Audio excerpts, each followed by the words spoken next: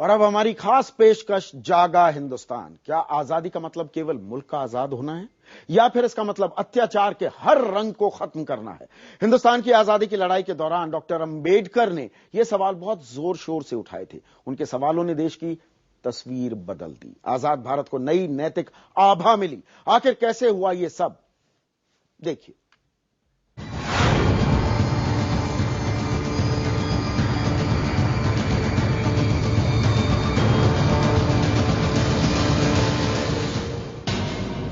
नवंबर 1930 गांधी जी के नागरिक अवज्ञा आंदोलन से घबराई अंग्रेज सरकार ने लंदन में गोलमेज सम्मेलन बुलाया।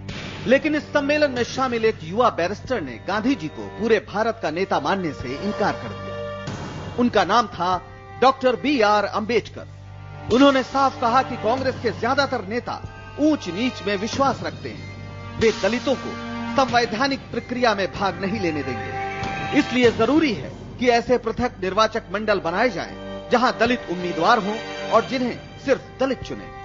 अगर एक राष्ट्र का हक दूसरे राष्ट्र पर राज करने का नहीं बनता है, तो क्या एक कम्युनिटी का, एक समाज का राज करने का हक बनता है दूसरे कम्युनिटी पर? इसलिए यह भी रुकना चाहिए। और उन्होंने पहली बार यह बात कही कि अंग्रेजों के गुलाम भारतीय हो सकते हैं, लेकिन हम तो गुलामों के गुलाम हैं।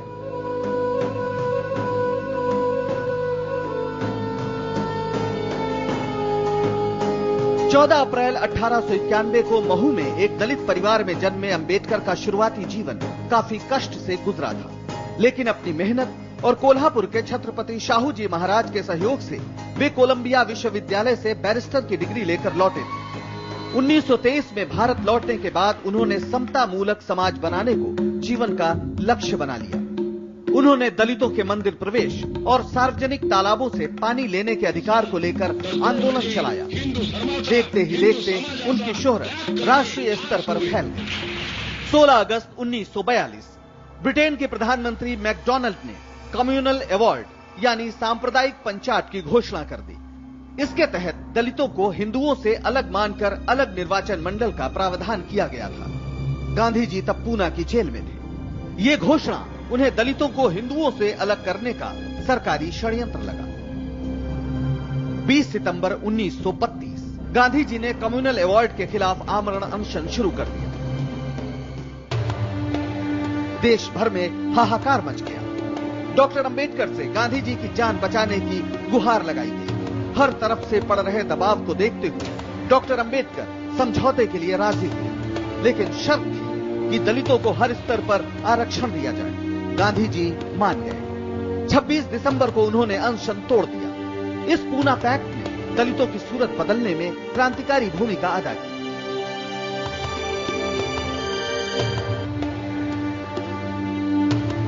एक पूना पैक्ट की सबसे बड़ी देन यही मैं मानता हूं कि दलितों में एजुकेशन की रफ्तार को इतना तेज कर दिया कि उसी के चलते उनको सरकारी नौकरियों में आरक्षण मिला और उसी के चलते उनका जो सही मायने में एम्पावरमेंट है, मैं इसको मानता हूं। आप देखें कि 1950 के बाद से खास करके IAS, IPS सर्विसेज या इस लेवल की जो सर्विसेज हैं, उसमें तो 100% रिजर्वेशन लागू किया।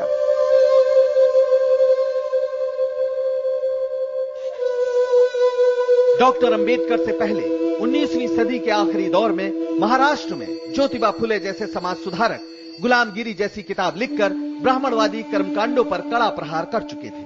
उधर दक्षिण में नारायण गुरु और पेरियार भी वर्ण व्यवस्था के खिलाफ बिगुल बजा रहे थे। डॉक्टर अंबेडकर के महत्व को समझते हुए उन्हें देश का संविधान लिखने की जिम्मेदारी सौंपी गई। वे देश के पहले कानून मंत्री भी बनाए गए। लेकिन डॉक्टर अंबेडकर को समझ में आ गया था कि हिंदू रहते हुए दलितों की मुक्ति नहीं।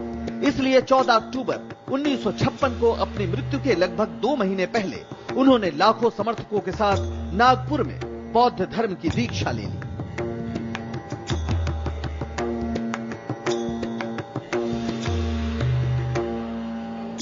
वो स्वीकार करने के पीछे ये आम अनटचेबल आदमी ये कर्म विपाक का सिद्धांत और नियति और नसीब की बात धुतकार दे और वो संघर्ष करे।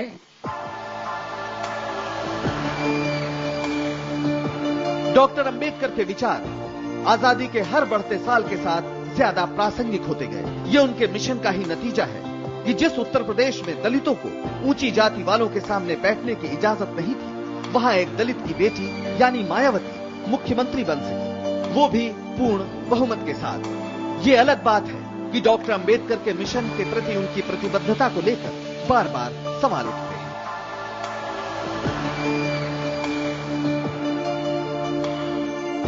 जो तू तुरुक तुर्कनी जाया, अंदर खतना क्यों न कराया, जो बामन बमनी का जाया, आन रास्ते क्यों न आया। 600 साल पहले संत कबीर ने यह बुनियादी सवाल उठाया था, लेकिन जिन्हें नहीं समझना वो आज तक आंख बंद किए हुए हैं। बहरहाल स्वतंत्रता, समता और बंधुत्व की ये लड़ाई लगातार जारी है और ये तब तक जारी रहेगी जब तक इंसानों के बीच भेदभाव की सारी दीवारें गिर नहीं जाती।